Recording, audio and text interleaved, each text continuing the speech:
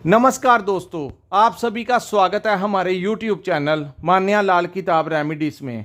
आज मैं आपके साथ बात करने जा रहा हूं कन्या राशि के बारे में और आज का मुख्य टॉपिक होगा दो ऐसी युतियां। जी हां, दो ऐसी युतियां। एक युति जिसको एक विस्फोटक भी कहा जाता है जब भी ये युति बनती है, जिसको शनि और मंगल की युति कहा जाता है और ज्योतिष शास्त्र में इनको अति शत्रु कहा जाता है।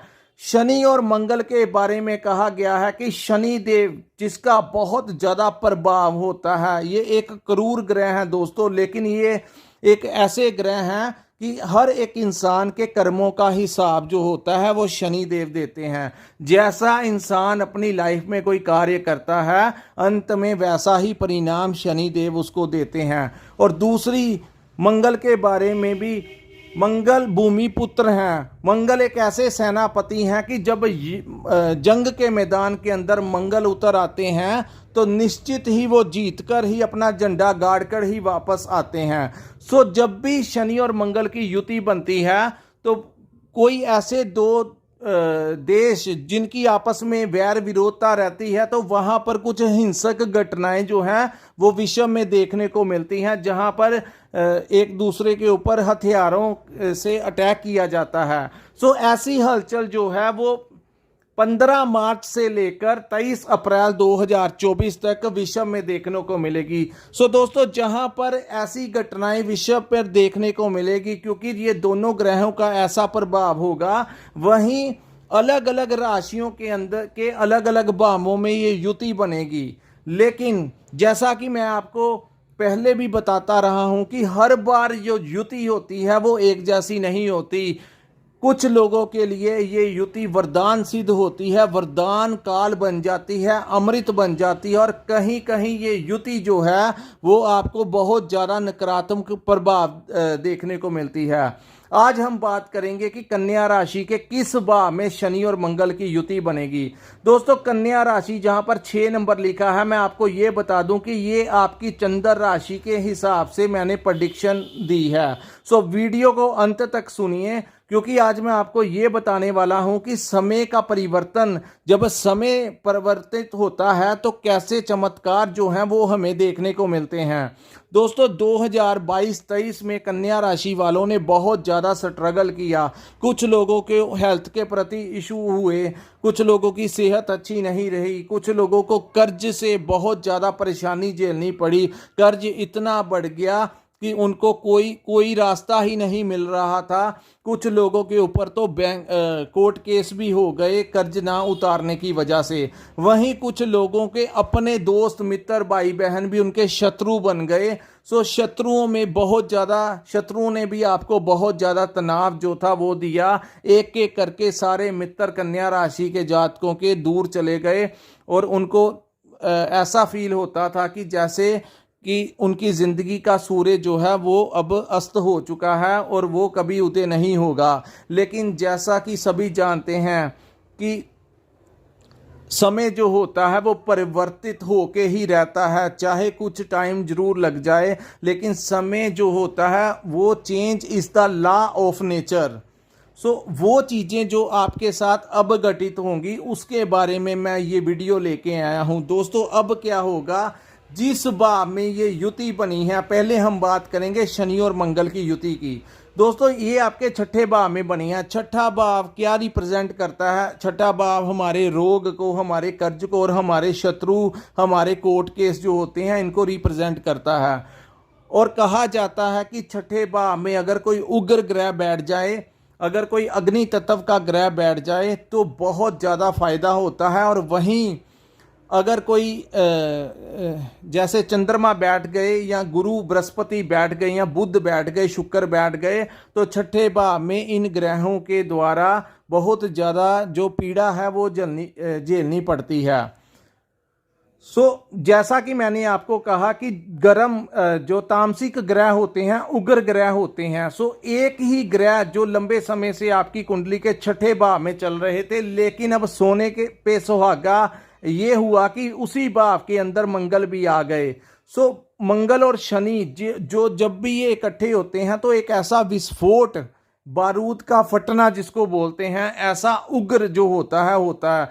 सो जितनी तेजी के साथ ये दोनों ग्रह बढ़ते हैं आगे, जितना क्रोध के साथ बढ़ते हैं, जितनी तीव्र गति के साथ ये आगे बढ़ते हैं, उससे क्या फायदा होने वाला है कन्या राशि वालों को। सो सबसे पहले दोस्तों आपकी बात करते हैं कि आपकी सेहत कैसे रहेगी।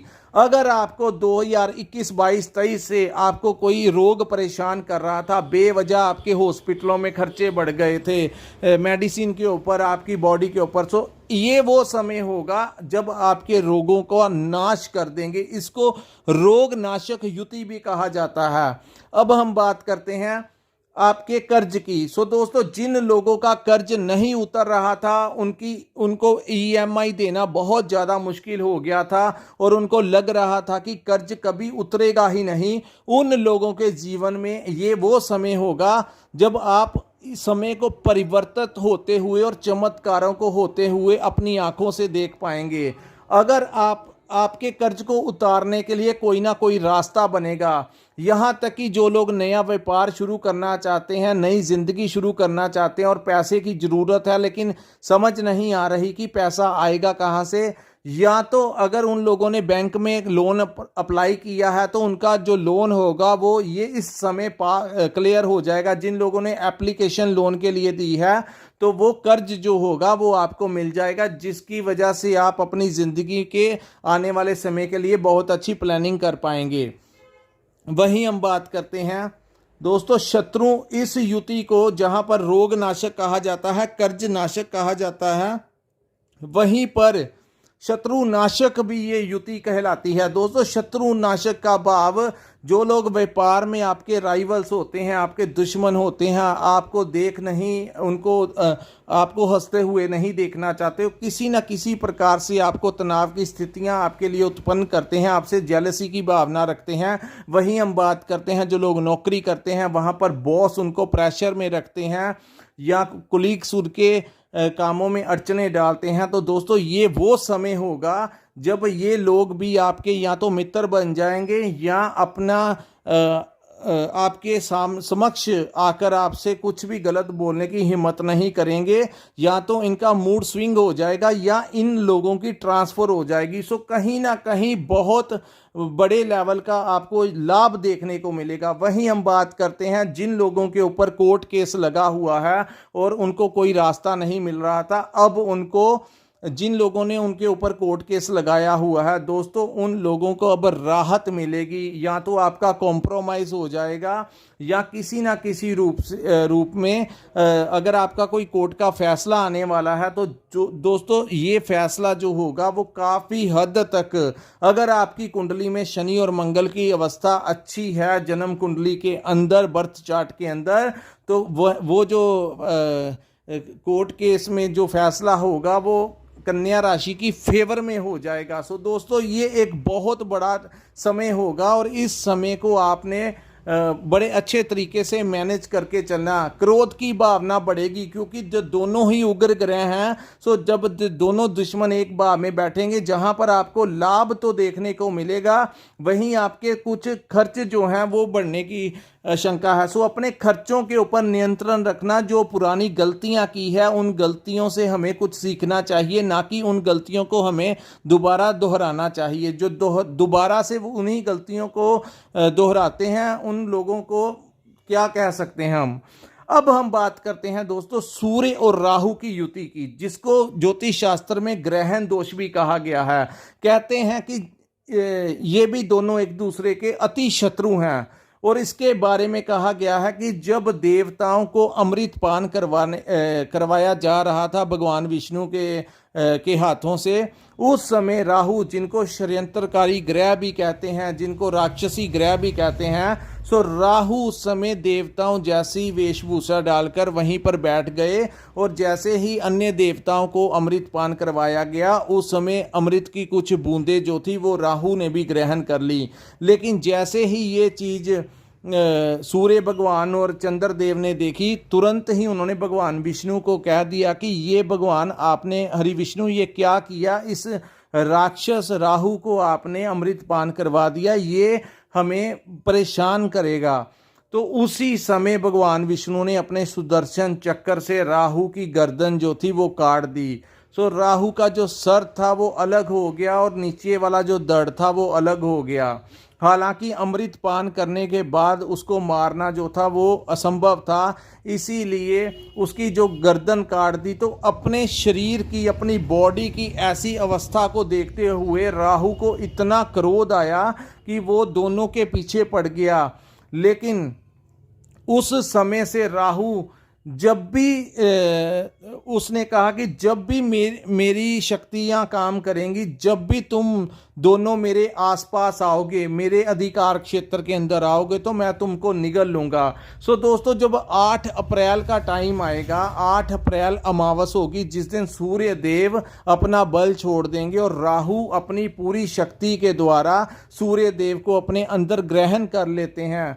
हालांकि ये जो ग्रहण होता है ये कुछ ही घंटों का होता है, क्योंकि गर्दन के नीचे वाला हिस्सा ना होने के कारण कुछ ही समय बाद सूर्य देव जो हैं वो गर्दन के नीचे से बाहर आ जाते हैं। लेकिन 4 से 5 घंटे का जो समय होता है, उस समय सूर्य देव अति पीड़ा से गुजरते हैं और इस पीड़ा के कारण पूरे विश्व में उथल पुथल देखने को मिलती है। जहां पर शनि और मंगल के द्वारा विश्व में कुछ देशों की आपस में जंग लगने के बारे में मैंने बताया, वहीं इस युति का भी प्रभाव ऐसा देखने को मिलेगा। विशेष तरीके की हलचल होगी।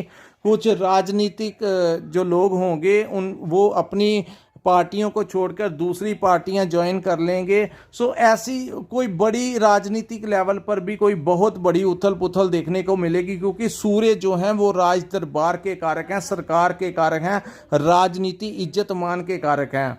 सो दोस्तों, अब बात करते हैं कि 7th हाउस में ये युति बनी है, ये आपके के लिए को क्या अच्छा प्रभाव देगी और क्या बुरा प्रभाव देगी। सो दोस्तों, यहाँ पर भी कहते हैं जब समय बदलता है तो चारों तरफ से अच्छा होता है, और जब समय बुरा होता है तो चारों तरफ से बुरा होता है। जहां पर शनि और मंगल की युति आपके लिए आपके तमाम रोग, कर्ज और शत्रुओं, कोर्ट केसों का खात्मा करेगी, वहीं सूर्य और राहु की युति जिस भाव में बनी है, क्योंकि सूर्य देव अपने मित्र देवगुरु बृहस्पति की राशि में गोचर कर रहे हैं। सो देवगुरु बृहस्पति की राशि में गोचर करने के कारण वहां पर सूर्य उच्च अवस्था में हो जाएंगे, और ये वो समय होगा जब आप लोगों का व्यापार में कोई बड़ी उछाल देखने को मिलेगा। दोस्तों, जब भी ये युति बनती है तो इस युति के भी 2 पहलू हैं। कहीं कहीं ये युतियां अगर अच्छे भाव में बन जाए तो आपको बहुत ज़्यादा अच्छा परिणाम देती हैं, लेकिन अगर नेगेटिव कहीं कुछ नीच भाव में बन जाए तो वहीं पर परिणाम जो होते हैं वो नेगेटिव भी देखने को मिलते हैं। सो 7th हाउस में ये युति बनी है, और 7th हाउस क्या रिप्रेजेंट करता है? 7th हाउस हमारी पार्टनरशिप का भाव होता है। 7th हाउस से हम अपने बिजनेस को भी देख सकते हैं, हमारी किस्मत को भी देख सकते हैं। सो दोस्तों, मेनली जो होता है पार्टनरशिप। पार्टनरशिप क्या है? हमारी मैरिज लाइफ, हमारा बिजनेस पार्टनर, हमारा लव लाइफ कैसी रहेगी। सो दोस्तों, ये वो टाइम होगा जब व्यापार में तो बहुत अच्छा आपको आमदन देखने को मिलेगी, वहीं अगर आप नौकरी करते हैं तो आपकी प्रमोशन या ट्रांसफ़र होने के आसार हैं।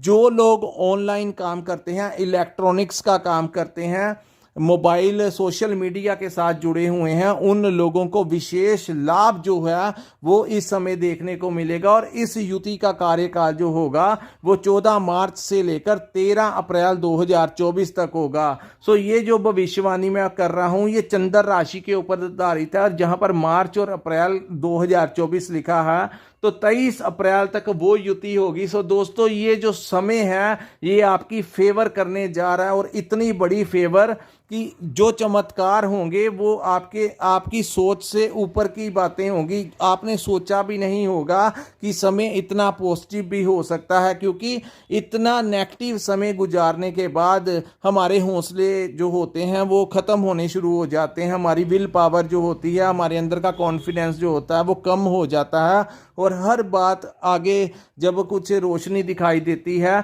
तो थोड़ा सा समय जरूर लगता है आगे बढ़ने के लिए, क्योंकि हमें विश्वास नहीं हो रहा होता। वो कॉन्फिडेंस इतना जो टूट गया है उसको दोबारा आने के लिए थोड़ा सा समय जरूर लगता है। सो समय का प्रभाव शुरू हो चुका है दोस्तों।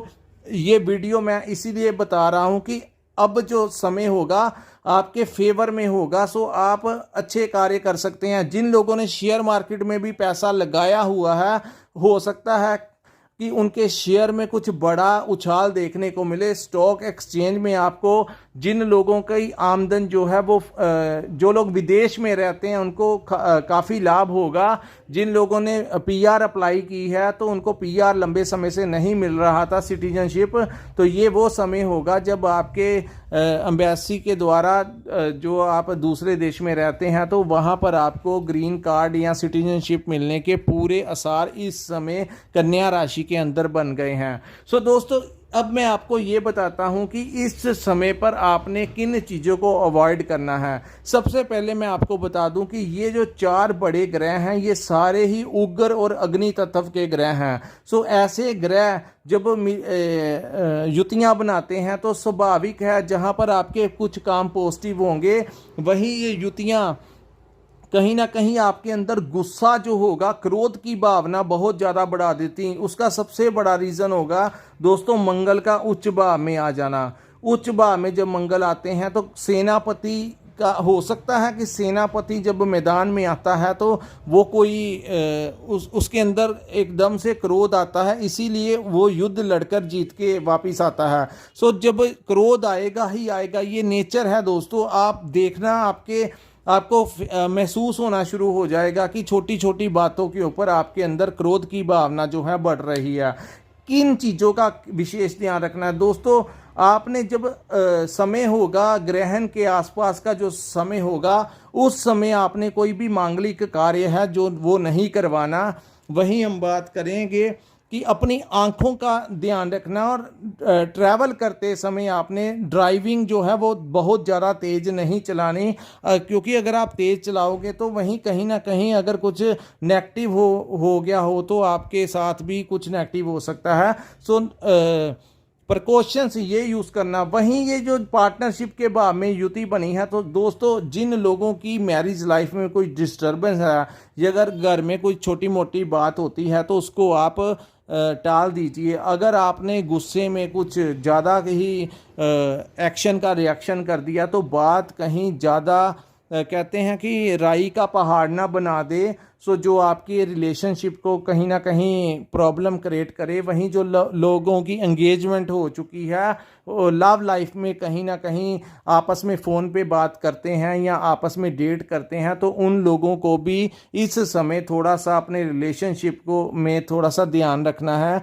कि अगर एक इंसान कुछ बात गुस्से में करता है तो दूसरा चुप करके सुन ले, ताकि ये समय जब निकल जाएगा तो सब कुछ ठीक हो जाएगा। लेकिन क्योंकि डिस्टर्बेंस करने की कोशिश ग्रहण युति कर सकती है, सो मैं इसीलिए बता रहा हूँ कि आपने इन चीज़ों से अपने आप को बचाव करके रखना है। अन्यथा अगर ये युति नेगेटिव प्रभाव देने को आई तो ये युति जो है वो आपके रिलेशनशिप को ख़त्म भी कर सकती है। सो आपने इन चीज़ों के बारे में थोड़ा सा ध्यान रखना है। कोई भी इम्पोर्टेंट काम करने से पहले किसी से सलाह मशवरा कर लेना, खास करके जो लोग किसी डॉक्यूमेंट्स के ऊपर साइन करने हैं। तो ये युति कभी कभी, क्योंकि राहु जो है वो हमारे सिर वाला हिस्सा होता है, सो जब सूर्य को ग्रहण लगाएगा तो कहीं ना कहीं हमारा जो दिमाग होगा उसको प्रभावित करेगा। सो कुछ तनाव के अंदर कुछ ऐसी स्थितियां पैदा कर सकता है।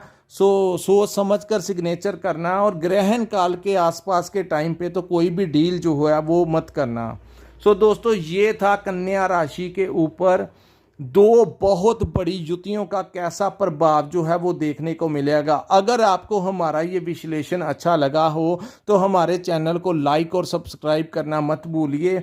वहीं पर मैं आपको ये बता देना चाहता हूँ कि अगर आपने अपनी कुंडली का विश्लेषण करवाना होगा, क्योंकि ये तो रही दोस्तों युतियों की बात, असल में जो कुंडली होती है, जो आपका बर्थ चार्ट होता है, उसके हिसाब से देखना पड़ता है कि चंद्रमा किस भाव में बैठे हुए हैं। और अगर आपकी कुंडली में चंद्रमा की अवस्था अच्छी होती है तो वो एक अलग ही राजयोग का निर्माण कर देते हैं। सो चंद्रमा की अवस्था और दशा महादशा क्या चल रही है, सो इन चीज़ों के बारे में आपकी कुंडली ही बताती है। अगर किसी ने संपर्क करना होगा तो डिस्क्रिप्शन में या स्क्रीन के ऊपर भी हमारा नंबर शो हो रहा है, वहाँ पर आप हमारे साथ संपर्क कर सकते हैं।